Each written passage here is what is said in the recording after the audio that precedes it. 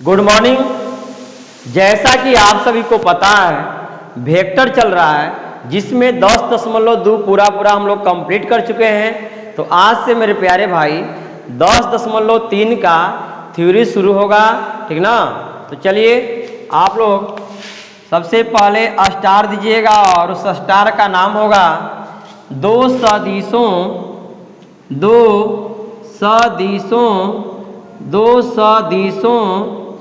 का अदिश, दो सदिशों का अदिश गुणनफल,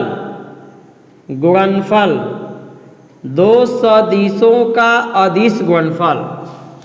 पहला स्टार में लिखेंगे दो सदिशों का अदिश गुणनफल। अब देखिए इसका इंग्लिश क्या होगा भाई, देखिए स्केलर प्रोडक्ट, इसका अंग्रेजी scalar product of two vectors. देखिए दो सदिशों का अदिश गुणनफल, ये हमारा टॉपिक है आज का इस वीडियो का। दो सदिशों का अदिश गुणनफल, English scalar product of two vectors. इसे एक नाम और दे सकते हैं DOT, dot product of two vectors. देखिए हिंदी में बोलेंगे दो सदिशों का अदिश गुणनफल, अंग्रेजी में scalar product of two vectors. एक और नाम से बोला जा सकता है dot product of two vectors. ठीक, अब इसके बारे में लिखते हैं, लिखेंगे यदि ए वेक्टर तथा बी वेक्टर, यदि ए वेक्टर तथा बी वेक्टर दो सदिश होता है, दो सदिश होता है, तो ए वेक्टर डॉट बी वेक्टर को दो सदिशों का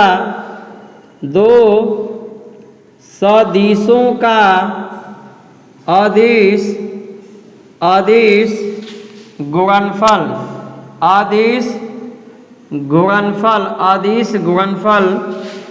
कहते हैं। याद समझिएगा, बहुत अच्छा टॉपिक है जिससे रिलेटेड क्वेश्चन आपको बोर्ड एग्जाम में पूछे जाते हैं। दो सदिशों का अदिश गुणनफल, अंग्रेजी में scalar product of two vectors, इसे बोलेंगे और दूसरे रूप में dot product of two vectors. अब ये है क्या भाई दो सदिशों का अदिश गुणनफल? तो यदि ए वेक्टर तथा बी वेक्टर दो सदिश होता है तो ए वेक्टर डॉट पढ़ेंगे इसको, ए वेक्टर डॉट बी वेक्टर को दो सदिशों का अदिश गुणनफल कहते हैं। यानी जब ए वेक्टर और बी वेक्टर दो सदिश होगा तो ए वेक्टर डॉट बी वेक्टर को दो सदिशों का अदिश गुणनफल कहते हैं। आपसे कोई पूछेगा भाई कि दो सदिशों का अदिश गुणनफल क्या होता है, तो आपको बोलना है यदि ए वेक्टर तथा बी वेक्टर दो सदिश होता है तो ए वेक्टर डॉट बी वेक्टर को दो सदिशों का अदिश गुणनफल कहते हैं। आपको शायद अभी क्लियर समझ में नहीं आया होगा कि आखिर है क्या।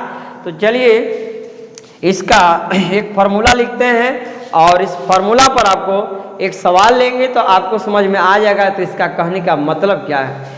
लिखिएगा इसलिए ए वेक्टर डॉट बी वेक्टर बराबर ए वेक्टर का मैग्नीट्यूड डॉट बी वेक्टर का मैग्नीट्यूड डॉट कॉस थीटा। ये आपका जो है फॉर्मूला है भाई, ये फॉर्मूला को आपको दिमाग में सेट करना है कि ए वेक्टर डॉट बी वेक्टर बराबर ए वेक्टर का मापांक डॉट बी वेक्टर का मापांक डॉट कॉस थीटा। ठीक ना। ये जो फॉर्मूला पर हम एक सवाल लेंगे तो आपको जो है पूरा पूरा समझ में आ जाएगा, ठीक ना। तो याद रखेंगे ए वेक्टर डॉट बी वेक्टर बराबर ए वेक्टर का मॉड डॉट बी वेक्टर का मॉड डॉट कॉस थीटा, ठीक। जहां थीटा जो होता है भाई, जहां थीटा होता है क्या होता है, किसको दर्शाता है थीटा, एंगल को यानी कोण को। तो एक सवाल ले रहे हैं भाई, सवाल लेंगे तो आपको जो है समझ में आ जाएगा बात पूरा पूरा। सवाल नोट कीजिएगा, कह रहा है कि दो सदिशों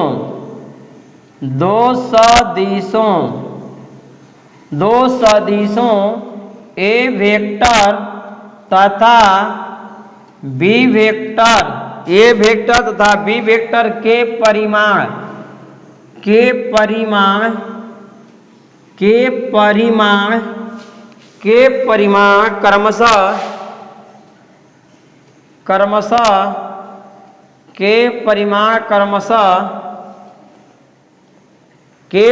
क्रमशः अंडर रूट में 3 एवं 2 है और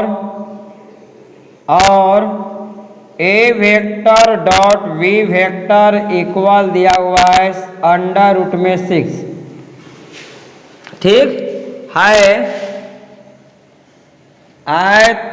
तो ए वेक्टर तथा बी वेक्टर के बीच का कोण ज्ञात कीजिए।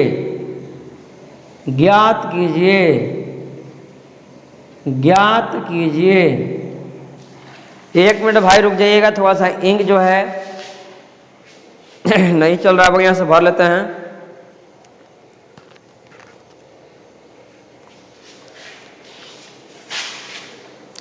यानी कहने का मतलब है मेरे प्यारे भाई, जो आप फॉर्मूला पढ़े अभी कि ए वेक्टर डॉट बी वेक्टर बराबर ए वेक्टर का मापांक डॉट बी वेक्टर का मापांक डॉट कॉस थीटा, तो उस फॉर्मूला पर ये सवाल है। यानी सवाल को देखिए क्या कर रहा है, सवाल पढ़िए, दो सदिशों ए वेक्टर तथा बी वेक्टर के परिमाण क्रमशः अंडर रूट 3 और 2 है और A vector dot B vector equal दिया है अंडर रूट में 6, अंडर रूट में 6 है। तो ए वेक्टर तथा बी वेक्टर के बीच का कोण ज्ञात कीजिए। बीच का कोण यानी कोण मतलब थीटा, यानी थीटा निकालना है। ए वेक्टर बी वेक्टर का परिमाण दिया हुआ है, परिमाण मतलब लिखवाए थे भाई, परिमाण मतलब मापांक होता है, ठीक ना। तो आपको परिमाण दिया है, ए वेक्टर का मॉड बराबर दिया है, बी वेक्टर का मॉड बराबर दिया है, ठीक, और A vector dot B vector दिया हुआ है। और कह रहा है कि ए वेक्टर तथा बी वेक्टर के बीच का कोण बताना है, यानी थीटा बताना है। देखिए मेरे प्यारे भाई, यहाँ प्रश्न को समझ गए ना, दो सदिशों ए वेक्टर तथा बी वेक्टर के परिमाण मतलब मापांक क्रमशः अंडर रूट 3 एवं 2 है और A vector dot B vector बराबर अंडर रूट 6 है। तो ए वेक्टर तथा बी वेक्टर के बीच का कोण ज्ञात कीजिए। कोण का मतलब होता है थीटा, यहाँ ठीक ना। तो यहाँ लिखेंगे भाई, हल लिखेंगे और लिखेंगे दिया है, सबसे पहले दिया है क्या दिया है भैया, तो ए वेक्टर का मापांक दिया है अंडर रूट 3। देखिए आप कहिएगा मापांक बोल रहे हैं, यहाँ तो परिमाण दिया हुआ है, तो परिमाण और मापांक एक ही होता है भाई, पीछे भी वीडियो में चर्चा हुआ है। तो ऐसे नहीं दिया है, देखिए ऐसे नहीं दिया है, वो बोल रहा है आपको, तो मतलब हम समझेंगे ऐसे बोला जा रहा है। देखिए दो सदिश है, कौन कौन, ए वेक्टर बी वेक्टर के परिमाण अंडर रूट 3 एवं 2 है। तो ए परिमाण मतलब मापांक, तो ये ए वेक्टर का मापांक जो है ना अंडर रूट 3 है, यानी ए वेक्टर का मापांक इक्वल अंडर रूट 3। तो लिख देंगे बी वेक्टर का मापांक इक्वल कितना हो जाएगा भाई 2। अब देखिए क्या दिया हुआ है, A vector dot B vector बराबर √6, ए वेक्टर डॉट बी वेक्टर बराबर √6। ठीक, अब निकालना क्या है भाई, तो ए वेक्टर तथा बी वेक्टर के बीच का कोण ज्ञात कीजिए, यानी थीटा बराबर व्हाट, ये थीटा निकालना है भाई।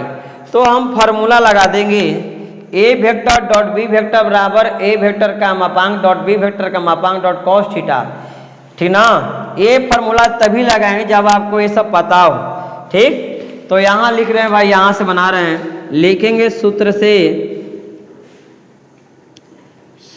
से ए वेक्टर डॉट बी वेक्टर बराबर क्या होता है भाई, ए वेक्टर का मापांक डॉट बी वेक्टर का मापांक डॉट होता है कॉस थीटा।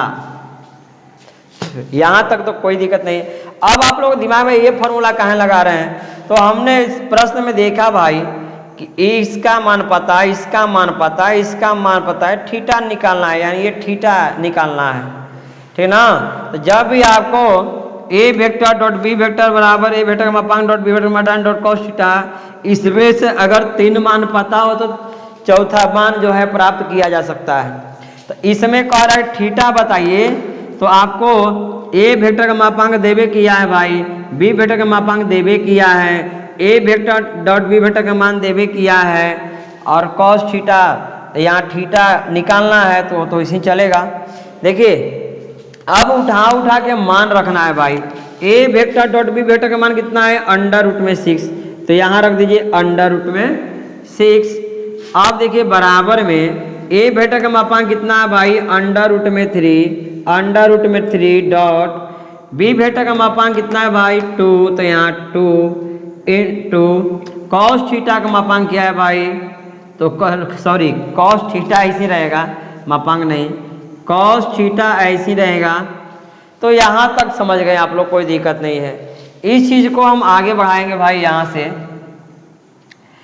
आप देखिए यहाँ तक दिखाई दे रहा था, एक स्टेप चलिए ना यहीं से कर रहे हैं, ए √6 रहेगा, ठीक ना, और बराबर इसको हम 2 √3 कॉस थीटा भी लिख सकते हैं ना, बोलिए √3 इंटू 2 को हम 2 √3 लिख सकते हैं। अब देखिए इसको ऐसे भी लिखा जा सकता है √6 बटा में 2 √3 बराबर कॉस थीटा, बराबर में 1 मिनट रुक जाइएगा भाई, बराबर में कॉस थीटा, बराबर में क्या हो जाएगा कॉस थीटा। देखिए 1 गुना में है 2 √3 आ गया भाग में। अब देखिए √6 को हम लिख सकते हैं √2 गुना √3 बटा में 2 √3 बराबर ये हो जाएगा कॉस थीटा। ठीक, देखिए √3 से √3 ये फ्री हो गया। अब ऊपर में √2, नीचे में 2 बचा, इधर कॉस थीटा बचा। एक चीज रफ में ध्यान दीजिएगा मेरे प्यारे भाई कि ये जो होता है ए √2 गुने √2 का मतलब 2 होता है ना, इसका मतलब 2 होता है। तो देखिए √2 इंटू √2 बराबर 2, जब इसका मतलब 2 होगा भाई तो 2 का मतलब हम इतना समझ सकते हैं, ये समझ रहे हैं बात। तो देखिए यही बात करेंगे हम, ये √2 बटा में ये 2 को हम 2 बार √2 लिख देंगे तो 2 ही होगा ही, और इधर कॉस थीटा, और ये √2 कैंसिल हो गया, ये ऊपर में 1 और नीचे में √2, तो 1 बटा में √2 बराबर इधर कॉस थीटा बचेगा। क्लियर। तो मेरे प्यारे भाई 1 बटा में √2 बराबर कॉस थीटा आया।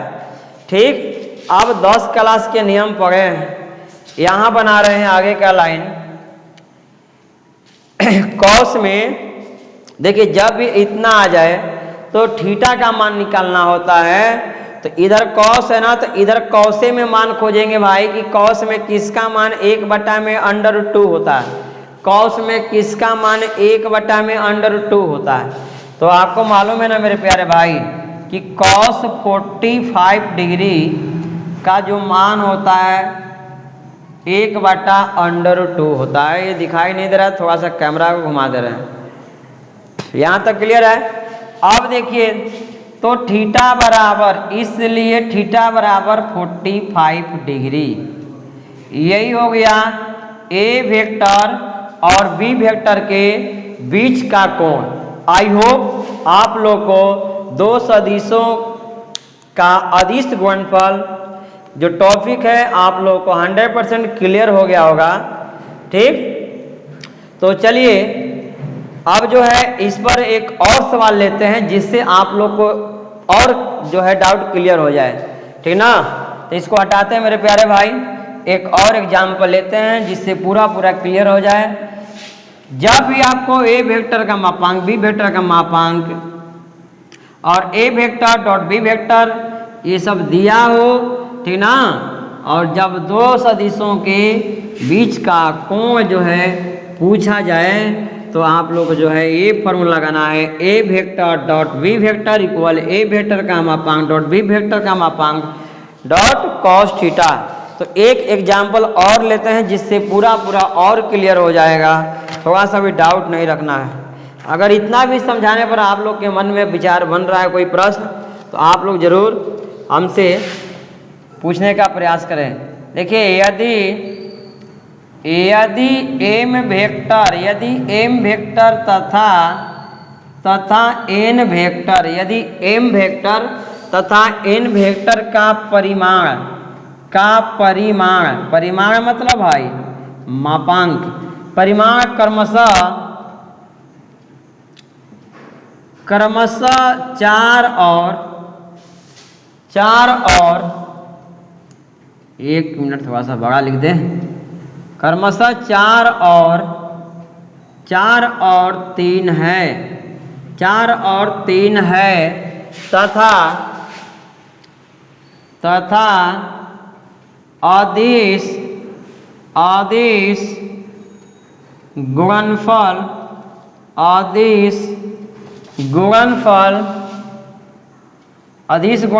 12 है, अदिश गुणनफल 12 है, तो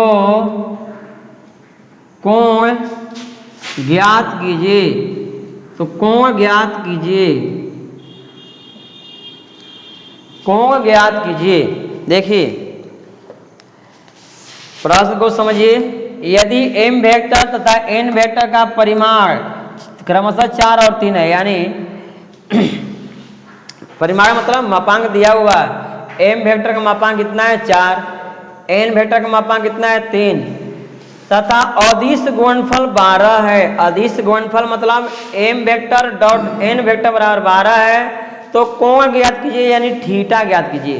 तो लिखेंगे मेरे प्यारे भाई, हल लिखेंगे। क्या लिखेंगे? हल। तो हल के बाद लिखेंगे दिया है। ठीक, क्या दिया है भाई? तो एम वेक्टर का मापांक दिया हुआ है 4,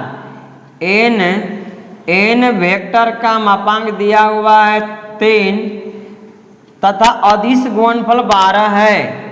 तो क्या दिया हुआ है? M vector dot n vector बराबर 12। क्या निकालना है? कोण ज्ञात कीजिए, यानी थीटा बराबर वाट, थीटा बराबर वाट। तो लगा देंगे फॉर्मूला। अब देखिए एम वेक्टर एन वेक्टर है तो अब इस पर हाकेंगे ना, उसमें ए वेक्टर बी वेक्टर था तो उस पर चल रहा था। तो यहाँ जो है m vector dot n vector बराबर, तो एम वेक्टर का मैग्नीट्यूड डॉट एन वेक्टर का मैग्नीट्यूड डॉट कॉस थीटा, ऐसे लगाएंगे मेरे प्यारे भाई। ठीक ना। अगर यहाँ पी वेक्टर तथा क्यू वेक्टर होगा तो लिखेंगे पी वेक्टर, जिसे मान के चले यहाँ ऐसे है P vector dot Q vector, तो हो जाएगा पी वेक्टर का मैग्नीट्यूड डॉट क्यू वेक्टर का मैग्नीट्यूड डॉट कॉस थीटा। ये निर्भर करेगा कि आपका जो सदिश है वो क्या क्या है। अगर ए वेक्टर बी वेक्टर है तो ए वेक्टर बी वेक्टर भागेंगे, अगर एम वेक्टर एन वेक्टर था उस पर चलेंगे, अगर पी वेक्टर क्यू वेक्टर तो उस पर चलेंगे। यहाँ तो एम वेक्टर एन वेक्टर है ना, तो इस पर हाँक देंगे। समझ गए रहे बात हमारा आप लोग। तो m vector dot n vector बराबर एम वेक्टर का मापांक डॉट एन वेक्टर का मापांक डॉट कॉस थीटा। मान रख दीजिए m vector dot n vector का मान कितना है भाई 12 है, तो यहाँ 12 बराबर एम वेक्टर का मान कितना है 4 इनटू एन वेक्टर का मान कितना सॉरी एम वेक्टर के मापांक दिया है 4, तो यहाँ 4 इनटू एन वेक्टर का मापांक कितना दिया है 3, तो यहाँ 3 इनटू कॉस थीटा रहेगा। देखिए ये 12 इधर 4 3 12 कॉस थीटा, यहाँ तो समझ रहे हैं। अब ये 12 रहेगा, अब बट्टा में 12 बराबर कॉस थीटा। देखिए ये 12 रह गया और ये 12 गुना में तो आ गया भाग में।